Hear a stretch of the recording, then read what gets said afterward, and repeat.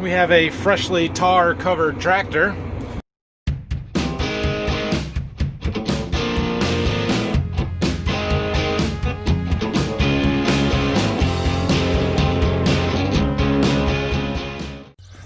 Good morning. It's about 6:30 here. We're gonna head to the field with this anhydrous mower, try and get that last 90 acres finished up here as quick as we can. I brought the drone. I don't know that I'll get a chance to put it up, but we're gonna take it just in case. It'd be pretty cool. Get some drone footage of this thing working. So it's still a pretty nice looking rig. I decided to unfold it and just check everything out here before we got started this morning. One of my vapor hoses, the line at the opener had popped off.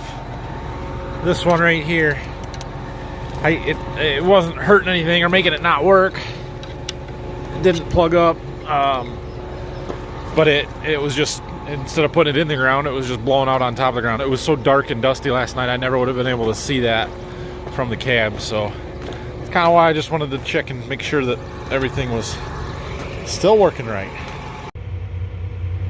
Okay, made it to the field. We've got, I think there's about 60 or 65 acres in the two fields here, and then there's another 30 just down the road. Let's get it done. Corn looks good here. This is the first time I've been up here since we replanted it. This was that field that had all them volunteer beans in it, and nothing grew the first time, so we tore it out and just completely started over with the replant. So it'll be interesting to see if the ground's as hard as some of that other stuff that we replanted that we were side dressing last night, where the thing wouldn't even go in the ground. So, let's go. Okay, we are running. Things are going pretty well. My wings are up a little bit. I might have to increase the down pressure on those wings. Turn one of them gauges. But yeah, looks good. It's amazing how much ground you can cover at 9 miles an hour.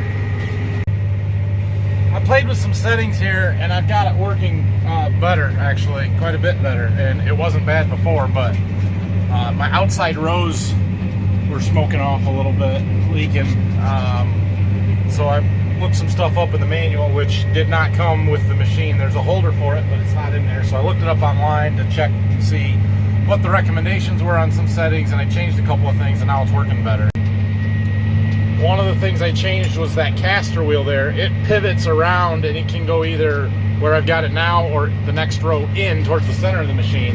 The guy that used this before us was using it as an 11 shank, not a 15 shank machine, and so he had it set to the inside. And I asked about that when we were first setting the machine up, and they said, no, it's fine, just run it. And I said, okay. But I think this works much better because it helps keep that wing a lot more level.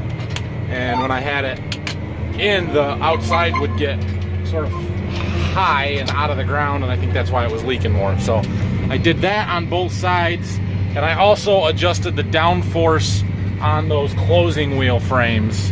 I set it to the maximum pressure setting, and that seems to be helping some too. One thing I did not talk about yesterday was fuel consumption. I've talked about it with our other bar. We were burning 6 or 7 tenths of a gallon per acre. Here we're right at 4 tenths. And we're burning a lot of gallons per hour. We're using a lot of power. But because we're able to go so much faster, we're covering more acres and using less fuel per acre. So that's a good thing and an advantage to this bar. Again, not something I'm super concerned about because, I mean, you're talking about 2 tenths, maybe a quarter of a gallon per acre. We're talking about, 30 cents. It's no big deal. I know you're getting the same shot over and over again here, but I cannot stress to you enough how incredibly impressive this is right now. We are moving through this field. There's no gas seeping out behind the rows, which I find incredible. We're going 9.7 miles an hour. I think we've actually maxed out the capacity of the flow and the plumbing, because when this goes up to 186, we're not quite hitting that rate. It's not bouncing around super erratic. I think we 30 gallons a minute, I think, is all that goes through that hose and valve and fitting and the cooler and everything else. And it's unbelievable. unbelievable what this thing is capable of. I've never gone faster than 5.5 or 6 miles an hour with our shank bar. Never. It's just, that's all we can go. Because one, you go faster, you break stuff. Two, we don't have enough power to do it. And boy, with something like this, we could cut our side dress time by a third, half maybe. Wow. Okay, our rate started jumping all over, which means there's vapor getting in the line, which means tank is empty. So time for a tank change. We've got a full one there, and Phil just pulled in, bringing me one more for this field that we're gonna need. And yeah, let's keep moving. How much do we got done here? We did 21 acres so far. Well, I asked Phil if he wanted to run this. I thought he might like to. He said, no, that's all right. I don't know if he really doesn't want to run it or he doesn't want me to drive his truck hauling tanks, but whatever, that's fine. I'll keep going. All right, I run this tank empty, so time for another change. I was gonna get the drone out, and I attempted to do so while driving, but I got some problems with the camera on it. The gimbal is shaky, and I can't calibrate it in the tractor while I'm moving, and I'm just not taking the time to mess with it now. But I did get my GoPro out, put that in a few different places. Got some pretty good footage on that, so check it out. This is cool.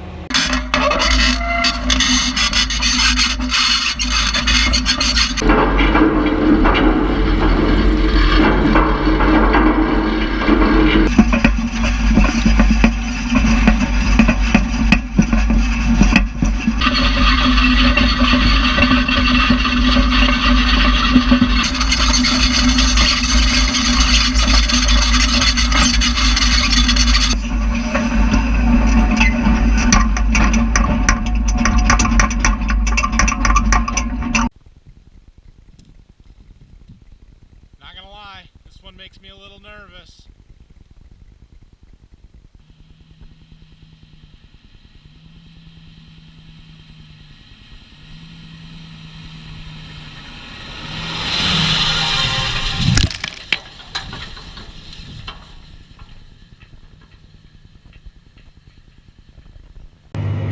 Not bad, huh? That one there, driving over top of it, that one made me a little bit nervous, but turned out pretty cool. Anyway, I am on the last pass in this field, so we're down to our last about 30 acres, 28 I think, and it's just down the road, so we're gonna head down there. Check this out, this is cool.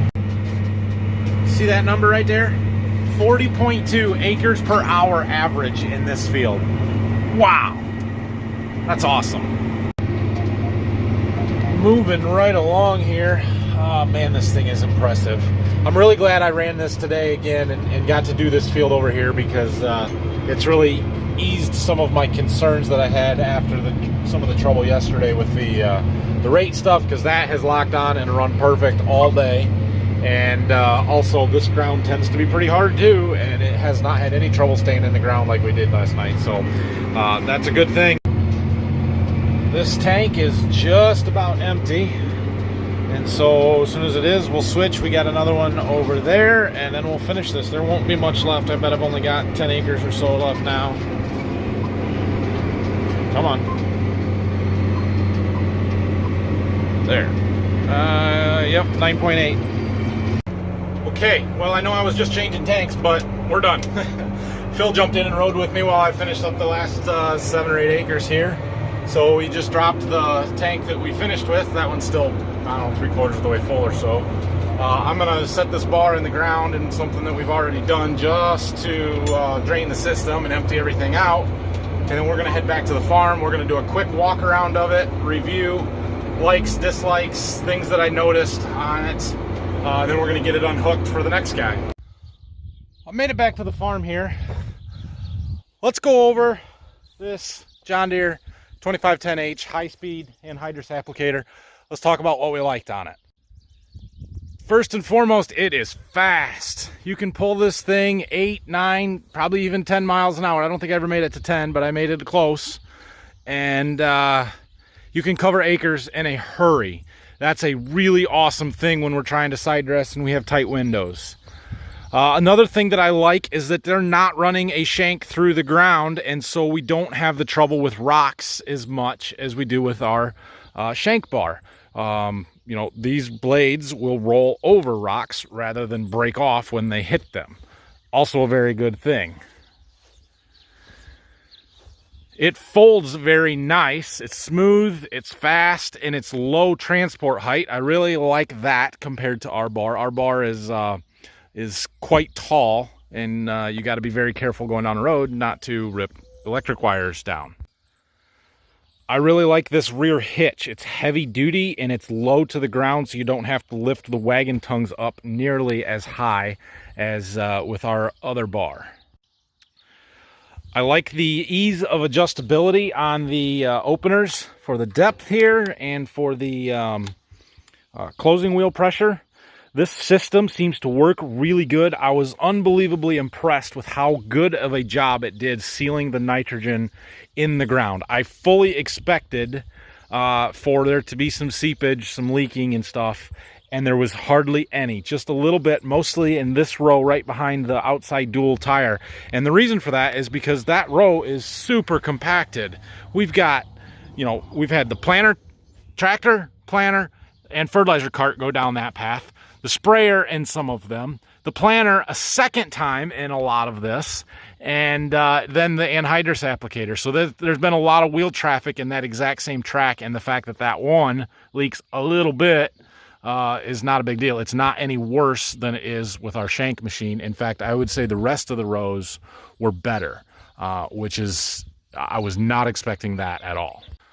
I like that these beaver tails here are replaceable, and I know they're going to wear some. They don't seem to have worn a lot, although they don't have a ton of acres on them, so that's hard to say. And also these boots, I know that they are a wear item. I'm sure they're not cheap, but they're replaceable fairly easy, and I don't think they will wear as fast as our shanks do on our other bar. So what are the negatives? Biggest thing operating wise was where we could not get it in the ground. That was a problem. That video that I did yesterday where I showed you these back tires completely off the ground because our ground was so hard that the openers wouldn't penetrate it. That is our biggest concern with this machine and whether or not it works for our operation. Now, those conditions are not normal.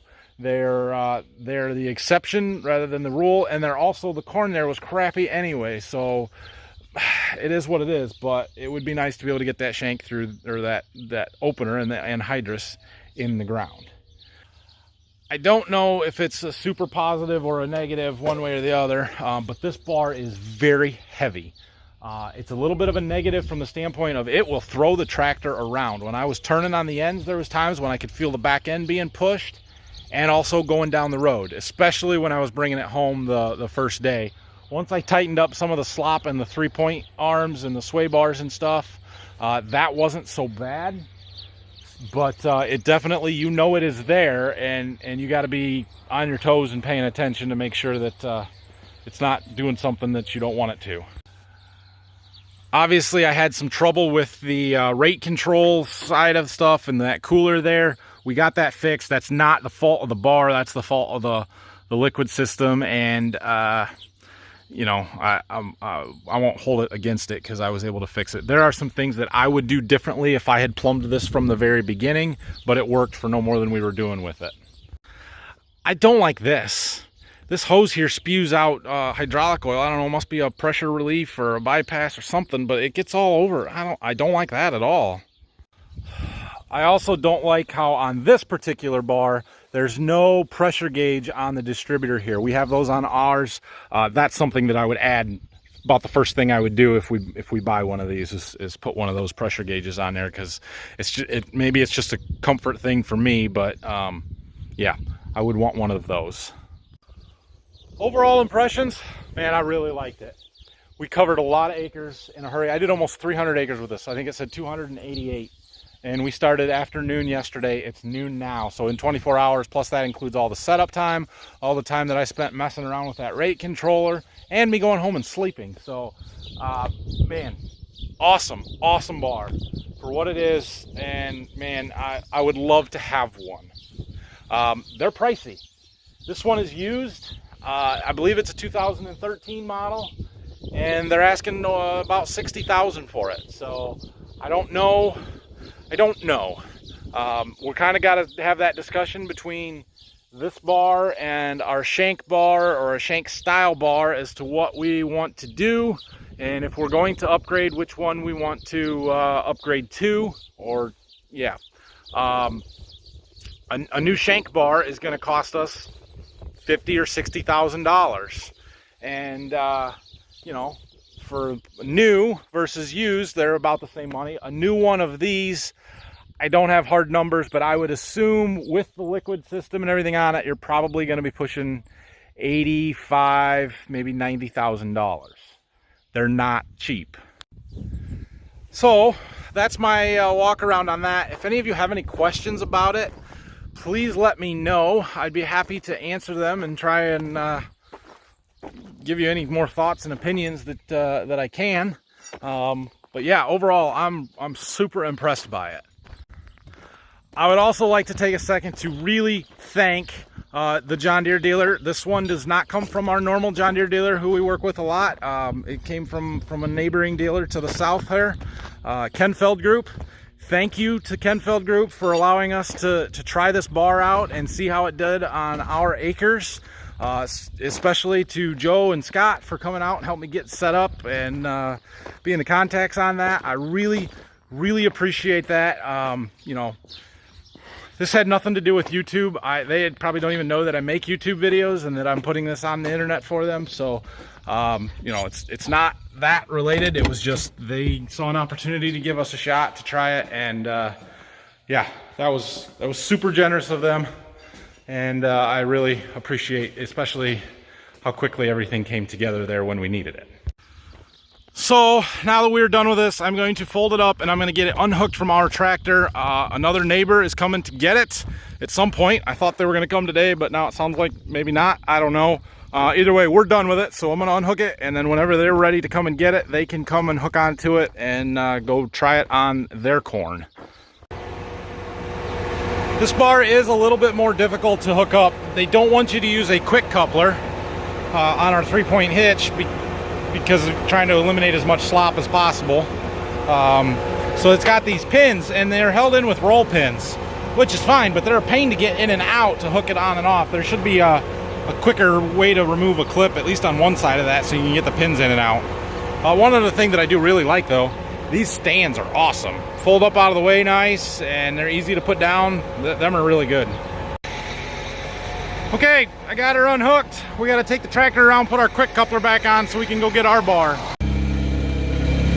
So this just goes on. There's a pin here that goes through them arms, and then there's a third one that connects here to here. I got to get yet, but I'm gonna get them secured. All right, Phil and I are gonna take the tractor down to the field, hook up to our bar. He's gonna bring the 8300 back here, and I'm gonna finish the last 15 acres. 15 acres, that's all the anhydrous we got left. Oh, back to this one.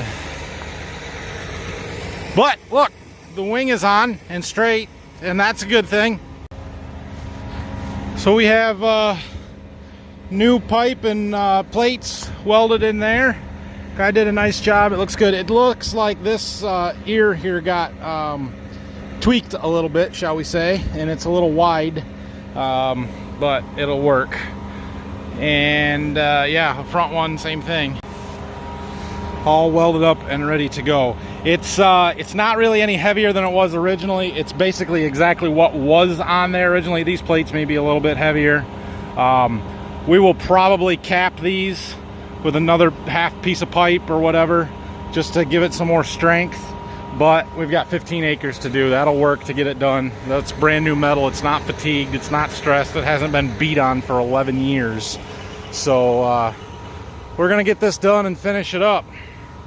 I did put all my knives and shanks back in here just in case something breaks, because if I didn't bring them, it'd be guaranteed that something would break in the last 15 acres.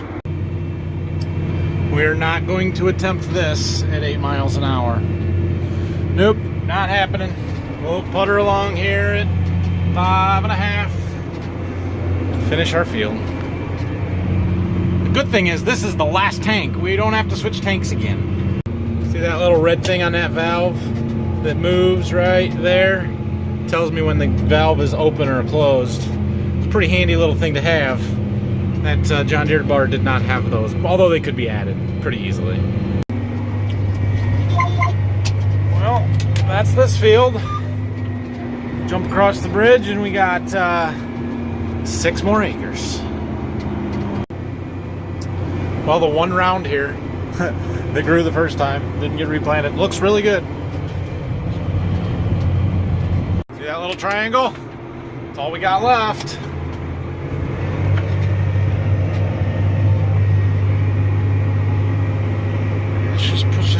This bar pulls hard compared to that other one. It pulls hard. All right, we're done. Anhydrous is done. Side dress is done. The spring field work is done.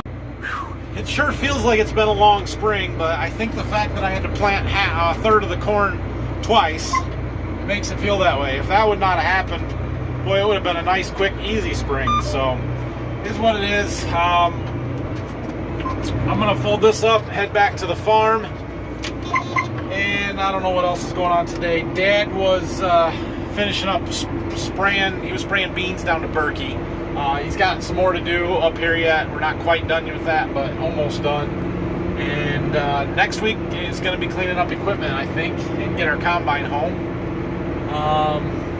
Yeah, we'll talk about that more a little bit later as far as what's next. But for now, we are done with the anhydrous. Yeah! Alright, well, I dropped that tank there. Phil will get that taken back to the fertilizer plant there. We have a freshly tar-covered tractor, which is awesome. Our road's a little melty today, hot and sunny. So we're going to go park this out back, probably open up some bleed screws and let it drain the system out, and see what else is going on today. Okay, I have got a seed truck coming Monday morning to take back my corn returns, and one of my customers that's just a few miles from here said that he had 12 bags of corn he wanted to return. He actually swapped them out and took some beans a while ago, so I'm gonna go see if I can get that from him, because I gotta have all this stuff back here to put it in the truck Monday. This load was a little sketchy, but we made it. No big deal, right?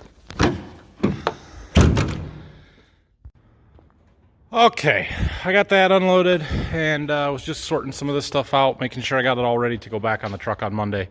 This is all plot seed. That goes back as well, but I don't get any credit for that. But I didn't pay for it, so. Some of that may leave yet. Megan just called me or said she had a customer, or somebody else had a customer that was thinking about some silage corn yet, something, I don't know, but whatever, that's what's here. So I'm also getting quite a pile of pallets. Those will have to go back, and we've got to get all these boxes folded down, as well as go pick up the rest of them. So that'll be on next week's agenda as well. The Roundup that I sprayed on my early beans is working. Killed all the thistles. They'll die back here in a little bit. And there's my beans. These are those early March 17th planted soybeans. Look at them. They're beautiful. I definitely should have got them sprayed earlier. I stunted them a little bit because of that. Oh, look at that. We got a flower already. What's today? June 19th. Yep, that's about right. Cool. There's this other row in here. There, those were planted April 4th. They look good as well. Nice.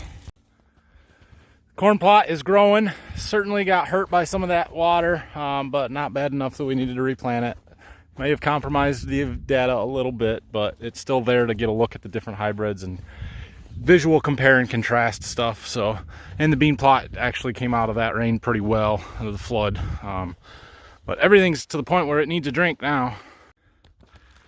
This row that I'm standing in is a split between my seed treatment trials, our Cruiser Max Saltro beans versus the Cruiser Max Elevo beans. And I don't know, that row may be a little bit fuller than this row. Not a huge visual difference from here. I did notice earlier in the week, or maybe even last Saturday, almost a week ago now, when we were looking at these, that See the little cotyledons down here, which at this point are pretty much worthless. They're not doing anything, but these ones are still there. They're starting to die off, but there's still some green ones. This side here, completely gone. There are no cotyledons left whatsoever on any of these. Them dried up, shriveled little ones there. They just, yeah, that seed treatment burns them. And that, I gotta think that makes a difference in plants' ability to handle stress and grow early season. So it'll be really interesting to take these to yield and see if there's a difference or not. But certainly is a visual difference on them, on those cotyledons as they come out of the ground. Yeah, just drive down the road and dump a little stone. It's all good. It does make it a little less sticky, but then you got to fight all the rocks flying up off the road. It's all right there. Okay, guys, that's going to be it for today and for the week, I think. I'm super happy to be done side dressing corn. That's good. It's kind of a change in gears here just a little bit for a few weeks. Next week, we're going to do a lot of cleaning up some equipment. We're going to get that anhydrous bar power washed and put away. And then we'll probably get the planter hooked up and get that out, clean all the seed out and power wash it and go through it a little bit. Although we'll do most of that in the winter. And get it stuck in, put away. We've got to get our combine home. We've got to get our bean head here. Let's see what we got to do to that bean head.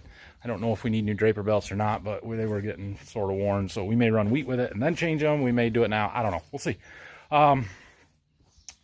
Yeah, I do want to say thank you again to Ken Feld Group for letting us use that anhydrous bar. That was really nice of them. I appreciate them working with me. Thanks again for that. My impressions are extremely positive of it. There was a few issues here and there. Most of them weren't the bar's fault. And once we got her dialed in this morning, man, does that thing cover some ground in a hurry. So pretty awesome. We're going to look strongly at one of those. I don't know if that's what we're going to end up with yet or not. We're still weighing our options. Probably take a week or two or more to decide that. But that's kind of what we're thinking is going to be the next upgrade now, I guess. Glad to get our bar back together and working. At least it's functional. It's still worth something. And we'll probably do a little more fixing on it just to keep it together in case, you know, you never know. We may keep running it. I am not working tomorrow. I'm taking a much needed day off and we're going to the lake. I may get you a few clips just because you guys saw me working on that boat. So I know some of you were pretty interested in that. So I may show you that a little bit. My brother-in-law and sister are coming home tomorrow, it sounds like. So I'm hoping they'll go with us or whatever. We can hang out with them. But anyway, I will be back making videos on Monday. So look for one Tuesday morning. And I hope you guys have a great weekend. Hit the like and subscribe buttons for me, please. Let's get to that 10,000 by the end of wheat harvest. And if you have any questions and comments, as always, leave them down below. I will be sure and answer them. Thanks for watching, guys. Have a great weekend.